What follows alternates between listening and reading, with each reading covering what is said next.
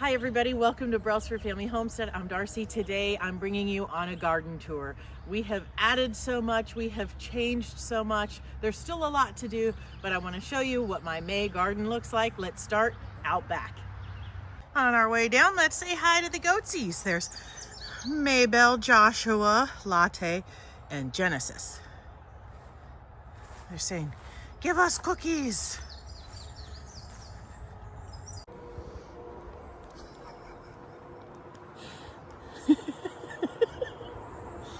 Follow me in a line out to the back. Goats are so much fun. See all these holes? I don't know where you're at, but in Southwest Ohio, the cicadas have come out, and that's what all these holes are. Crazy.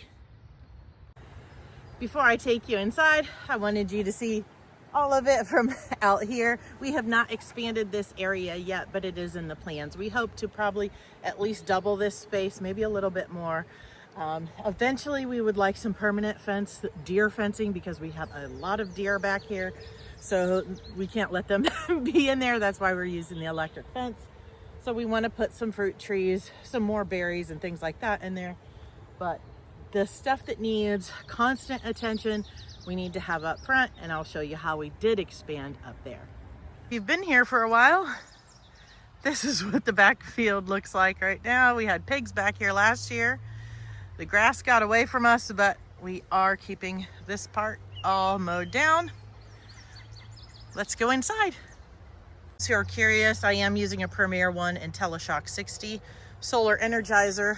These are 2 poultry nets plus the gate, which is a lifesaver for me. Last year was my first year gardening back here, and all of it was done through the landscape fabric, and it did well. But I'm growing things back here now that I did not want to use the landscape fabric for. So we have elderberry back there. That would be a mess trying to keep it contained in landscape fabric because of the runners. We have onions, which could have been done, and potatoes, and I also have garlic. All of them are doing really well, but the weed pressure can be a lot. Plus, I struggle with poison hemlock here because I have runoff creek that starts at the road, goes down the side of my property through the middle, and empties into this pasture. Plus, a lot of people around here don't care, so it flowers. And so I spent a lot of yesterday pulling it out of this garden. So that's something for me to keep in mind about how much I grow without landscape fabric, because those seeds are there and they will come up. I hate that stuff. So I'll show you. Yesterday we mulched the potatoes, we cleaned out the goat shelter and put that down, and I think it's going to do great for them. The onions are doing great. Some are already starting to bulb, and the elderberry is flowering, and I am harvesting garlic scapes. Here are my potatoes. We planted, I think, 51 seed potatoes. The majority of these are Yukon Golds. There are some russets, but I'm not sure which is which. So I just have a walkway here, and then here is my onions. I got these at Dixondale Farms. They are Patterson and Candy, and there's about 360 of them. They are doing well. I need to replace some mulch here. The water runs through there, but they are all looking really good. Have a little bit of weeding to do. And back here is my elderberry. We're working on mulching it. We did a lot of weeding yesterday, but you can see right here, I need to get in here with my stirrup hoe, but you can see little starts of, not all of this is poison hemlock, but a couple of those are. But see, this one's flowering.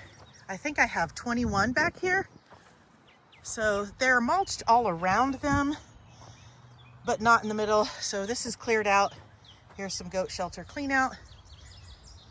Look how tall that grass is. My goodness.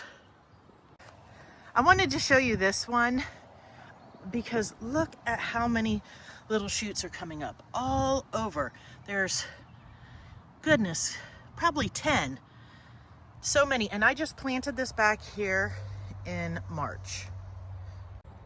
A friend of mine sent me elderberry cuttings that I rooted in mineral tubs, and they took off. They even fruited. I never transplanted them to the ground until this year. An injury stopped me from doing so much in the garden last year, and I'm trying to make up for it this year. So I had way more than I needed. I gave some away, and I planted 21 out here, which is more than I need, I know.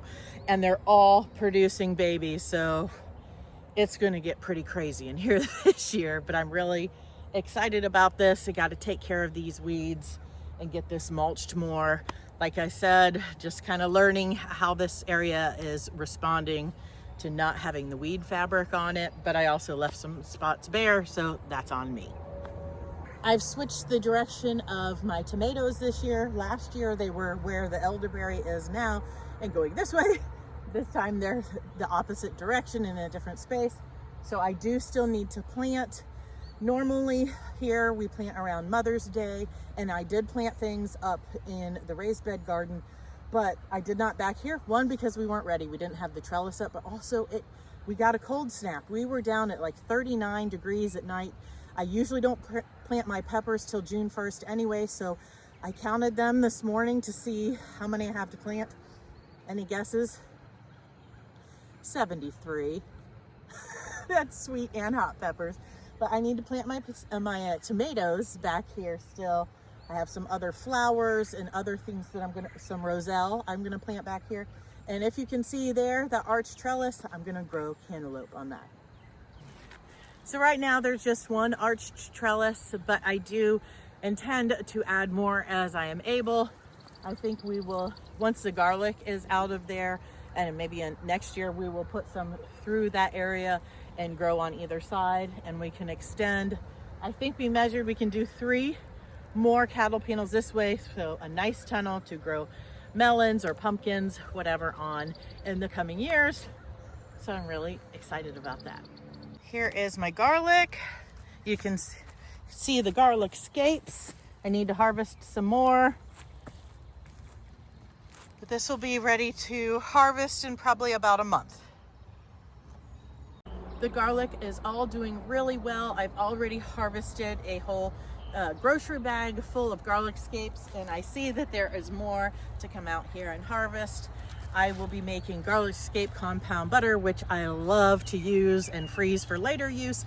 And I also just like to pan fry the scapes like asparagus. It's really, really delicious. So when they form a full circle, I'll put some pictures here of when they're not quite ready and when they're ready. When it forms a full circle, they're ready to be cut off. Don't let it go too far, because once it starts making a flower, then your garlic bulb will not be as big as it could be. So this is, I don't know, 250, 300 garlic, hopefully. So normally when the scape is fully formed, it's about 1 month for me until it's ready to harvest. So the end of June or by the 4th of July. That's it for back here for right now. I will be planting this week. The weather is getting warmer. It was, like I said, in the 40s, even down to 39 at night. We're going up to about 90 degrees in the 10-day forecast. So I'm gonna get all of the things planted back here, and we'll get the peppers out as well, and things will just be taking off. Let's go check out the raised bed garden.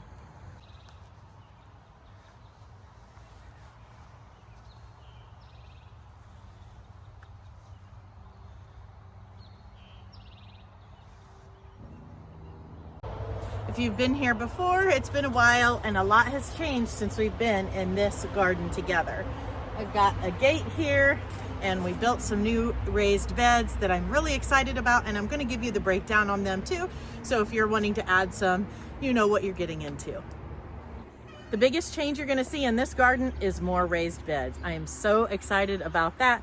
We have added 4, and we have the supplies to build 1 more. Last fall, I'll put a video here, we built 3 that we did not complete filling, so we did not grow in them last year. So we have those 3 plus 3 more filled, with 1 more waiting to be filled and 1 more waiting to be built and filled. So that is just giving me a lot of growing space. I love the way it looks, all lined up along the fence here. The ones in the middle that I've had for years are 8 foot by 4 foot.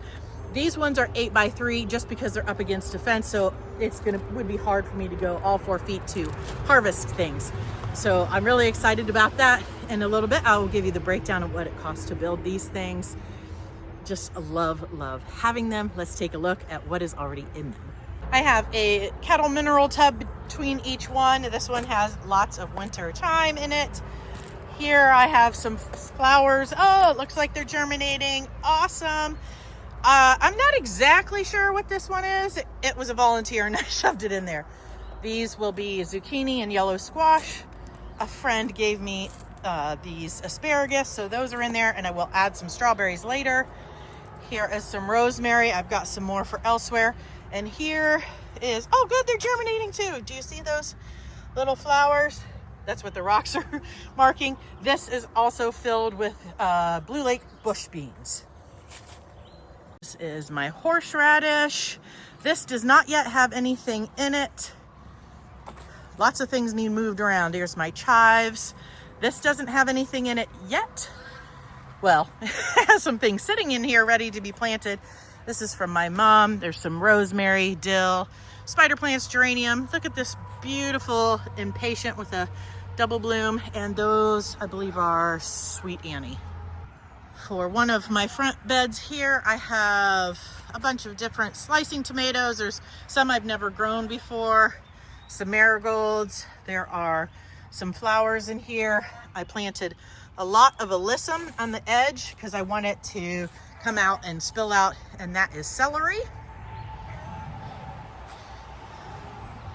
Same thing over here. Alyssum has been planted on the edge, and then this is full of celery and tomatoes. I'm showing you the real deal here of how my garden looks. It is not picture perfect. It is not even done, but I'm still very happy with it. There's things that need the weeds taken out of, things planted. There is some loofah in that planter, alyssum in the front, and then coleus in the middle. Same here. I've planted cucumbers here. They're not up yet. Coleus in those spots, and then alyssum on the edge. This first bed does not have anything in it yet. I have a little bit more compost I'm going to be adding to that, and then peppers will go in there. These containers need filled and moved. They were on this back edge, so we're getting to it. Here is my cabbage, and I noticed some of them were starting to have little heads. Here's one. Look, not even close to being ready, but those are looking good. And then my sugar snap peas, I bet we can find one to snack on. I found one. It's a big one. I didn't check it for poop first. Oh well, Lord protect me. These are such a perfect garden snack. And it's still a little cool morning. It's overcast. I might have to look for some more, but maybe I'll rinse them off. This bed here doesn't have anything planted in it, but it is holding a whole lot of plants that are ready to be planted. I had them all together just to protect them with the various weather, and also waiting until we had the trellises and things in the back. I have a few roselle plants here, which is hibiscus, and you can save the after the flowers fall off the pod and make hibiscus tea, which I've never done and I want to do. There is a lot of paste tomatoes here. They're mostly San Marzano, but there are some Amish paste. Then I have a bunch of herbs here that need to be planted. Most of them will go in mineral tubs, and some flowers, marigolds, calabacoa. It's starting to rain. There's the bubblegum lantana, and those are some dahlias, marigolds. Those tomatoes need in the ground. I'm still working on some of these containers, but I have a blue barrel here that was cut in half that I planted chamomile seeds in. My chamomile did not return, not sure what happened, but it might also accidentally be mixed with holy basil, because I was sowing two different things of out here with seeds, and I think I put some of both in there. So we'll see lots of things germinating. I'll show you. If you can see that, there's lots of little green things. I think this probably got sowed with the basil and the chamomile. At the end of this bed, I have Thai basil, and this is a marshmallow plant that I started from seed last year. I have not harvested the roots or anything like that. I thought I need to wait at least a year, so we'll check on that later, but it is doing great. And then I just want to show you my cattle mineral tubs. I get these from a friend of my mom's who's blessed me with a few of them every year. And I just take a paddle bit and drill holes near the bottom, and these work really well. These blue barrels are the 55-gallon drums. They're food grade, and we cut them in half. They're not near as easy to move, though we do have to use a dolly to move any of these when they're full. But these, they kind of get misshapen. Somehow you don't do anything to them, all of a sudden they like shrink in or something. So if you can get a hold of the mineral tubs, I definitely prefer those over the barrels, but I will use them until they're not usable anymore. I see germination in both of these. That is just regular sweet basil, and this is cumin, which is a first for me. I have several containers of comfrey, plus I have one over there. My thought was to take these and plant these out back. I just have not done it. I definitely don't need this many tubs devoted just to comfrey, but I love that it blooms and it's been here for the pollinators, and it's pretty. Last year I planted some clematis on this arch trellis, and they have not done well. I probably should have bought some new ones this year. So this one probably won't have much growing up and over it this year, but that's okay. Down at the bottom here, I have some Victoria Blue Salvia, some Alyssum, and Calibrachoa. I think that's it, but that is gonna be just pretty there. Hopefully some of these clematis will bloom. Maybe I'll put something small on there. We'll see, I still have time.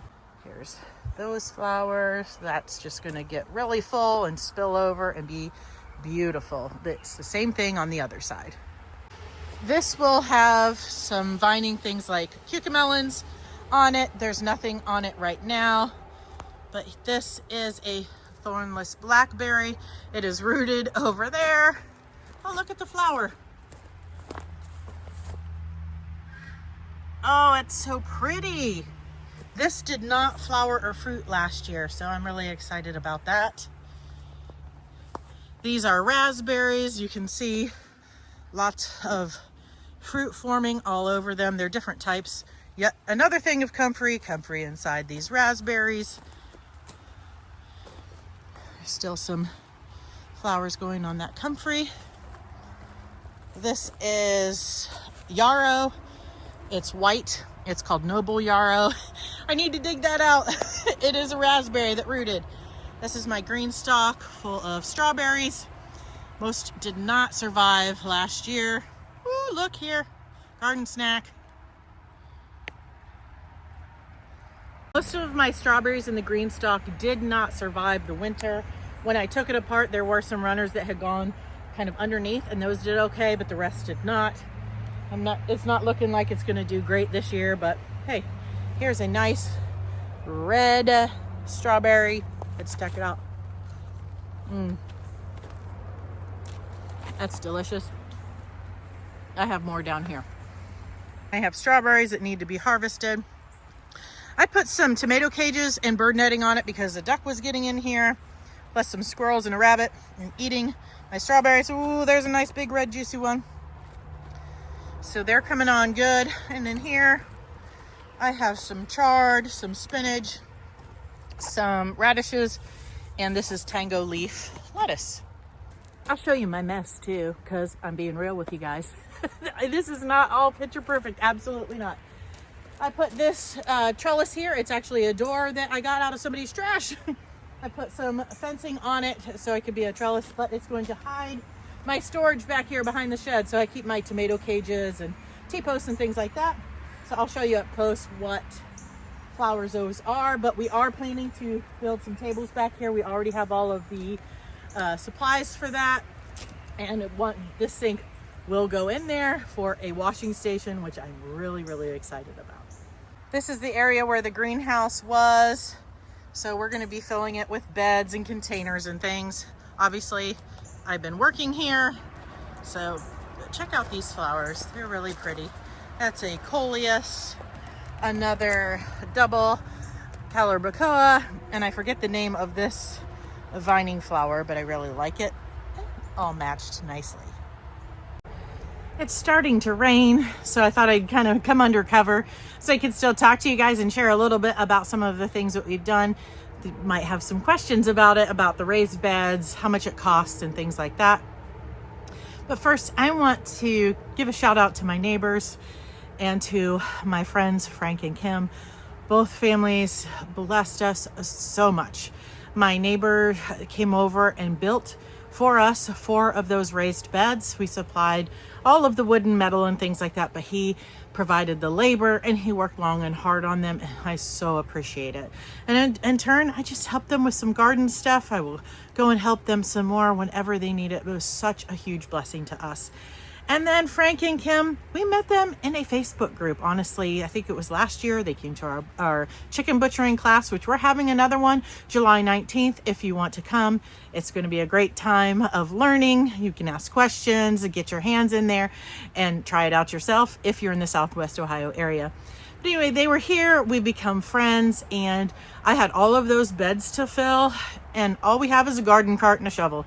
And it's a lot of work. It takes a lot of time. And with somebody who has, some different physical limitations, it can take even longer and be harder. They came over with their tractor and filled them all for us in a short amount of time. It was such a huge blessing, and they didn't want anything for it. So I'd give a huge shout out to them. And also to encourage you, you may be looking for like-minded people. Maybe you find somebody like me on the internet, but you really want someone in person. And I get you. I hear you.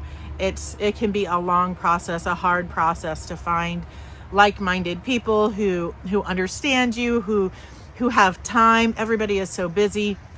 But I want to encourage you to keep putting yourself out there. Keep sharing your heart with people, keep sharing your knowledge and your things with people, and putting yourself out there and being vulnerable, because you will find them in the most unexpected places eventually. And having friends and community, even if it's just a few, makes such a huge difference. So keep at it. Eventually you will find them, I promise. So for the raised beds, we went and bought the supplies. We already had the metal. Our neighbor across the street had put a new roof on a large barn last year and let us take all of the metal that we wanted. So we have a lot, which has been a huge blessing. So we do not have any expense for that, for the raised beds. I do have a list of what it takes, and I'm pretty sure it's in the video where we built one of these together last fall. But the 2x4s and the screws and all of that for 5 beds, we spent somewhere, I think it was $230 to $250 for that. It's pressure treated lumber plus the screws and all of that. So it could vary depending on your area, but that's what we put into the supplies needed for a total of 5 beds. Only 4 of them are currently built. And that this is the summer of, well, not summer yet, spring of 2025, if that tells you anything for prices. I did have to buy soil and things like that. And that proved to be a challenge, where I usually get my compost. She has the best stuff ever. I love it. I love her. I appreciate her. She has a farm with grass-fed beef and pasture poultry, but her compost wasn't ready this year. She wasn't able to turn it over this winter. So I had gotten some from her, but it wasn't finished yet, and I needed stuff to be able to grow in right now. So I'm looking all over Facebook Marketplace. I'll put some pictures in here of the difference of things you find. All things that are listed as compost are not compost that is ready to be planted in.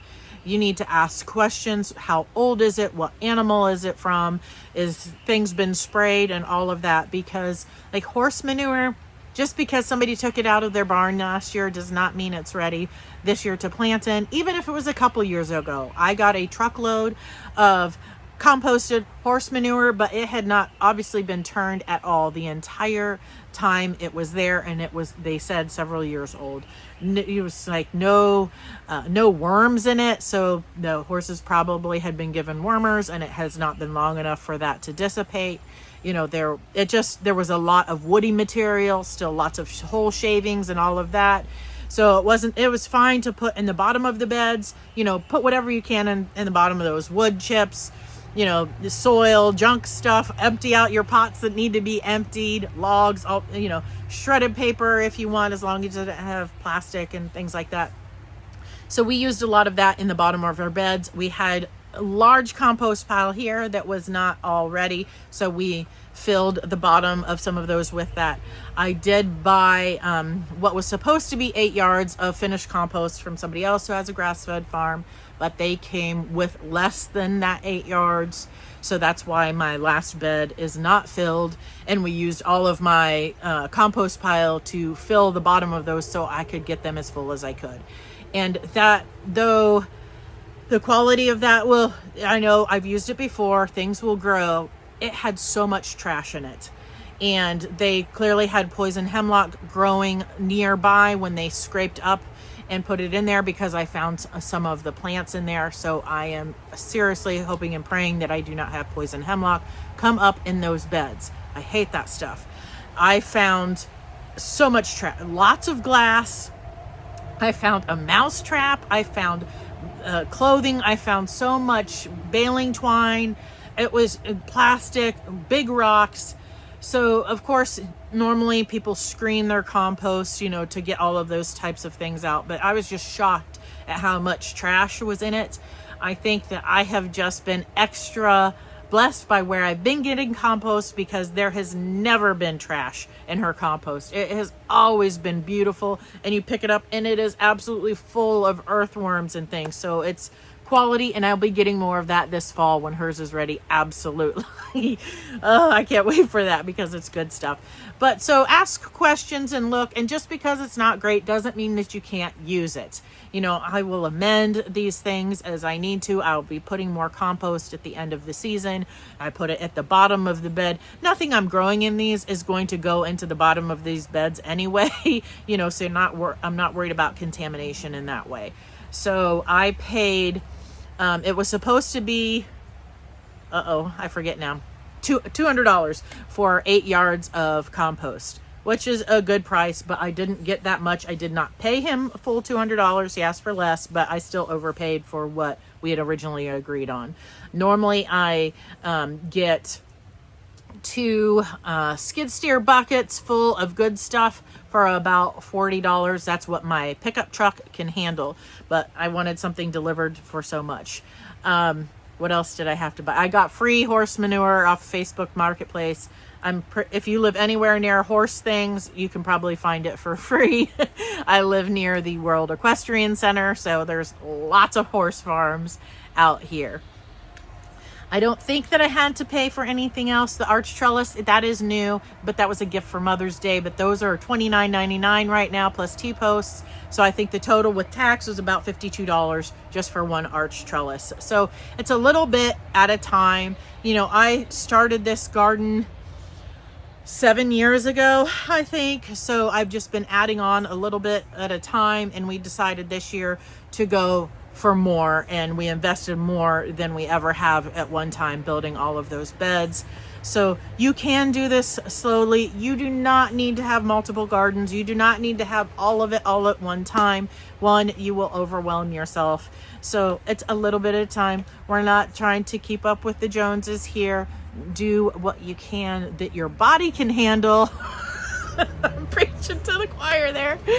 And that your budget can handle too, because there's no sense in going broke trying to do these things to live a more simple life. I hope you guys have enjoyed this garden tour. This is still May, so I mean, there's a lot going on. I'm still have a lot more to plant, but I'm not too late. So if you haven't planted yet, you're not too late. There's still plenty of time throughout the summer to plant something. So I will bring you back next month to show you how much more has changed in each month throughout the growing season. I hope you will join me. I'll post some other videos up here of my previous gardens. I appreciate you coming by. Until next time, God bless.